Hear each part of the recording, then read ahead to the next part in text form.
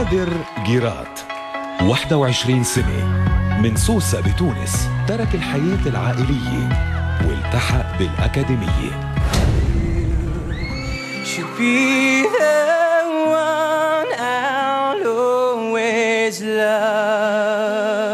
كان على أعصابه، بيقبلوه أو بيرفضوه. السنة الماضية وصلت يا نادر إلى التصفيات الأخيرة والمستقبل بك لجنة. ما الذي تغير السنة؟ اللجنة لم تتغير، أنت تغيرت. صح. أهلا بك في ستار أكاديمي. من اليوم الأول بالأكاديمية لفت نادر الأنظار كفنان متكامل، بيغني، بيعزف الجيتار رفيقه الدايم. على المسرح سرق نادر الاهتمام والإعجاب بعد ما غنى أهم الأغاني الغربية،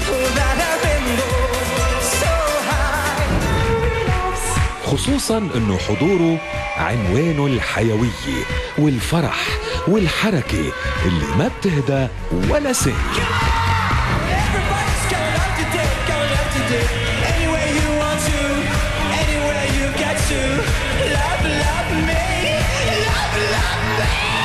صار اسمه مرادف للإبداع.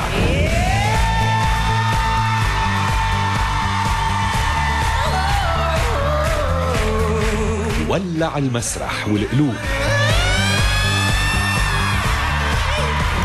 غنى بأكثر من لغة، سهران معك الليل وماني سهران بالطلياني،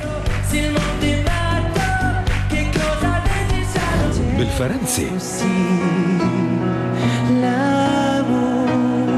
بالإسباني، بالإنجليزي.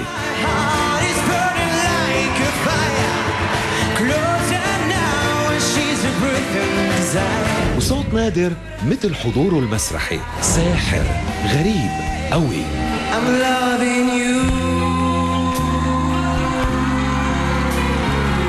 ينتقل ببراعة بين الطبقات،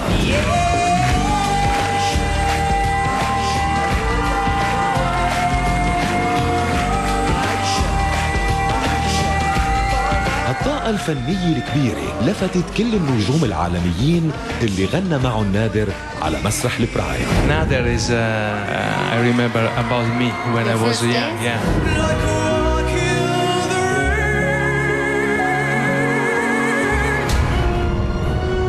وصار مثال للجيل الجديد. وقبل ما ينتهي المشوار بالأكاديمية ويبدأ مشوار الاحتراف والنجومية، نادر صورة رائعة للشاب العربي المثقف، وصوت بيدخل على نص القلب. هل رح يخطف اللقب ويطير من الفرح؟ قلبه بيقول له ايه؟ مين رح يصدق قلبه؟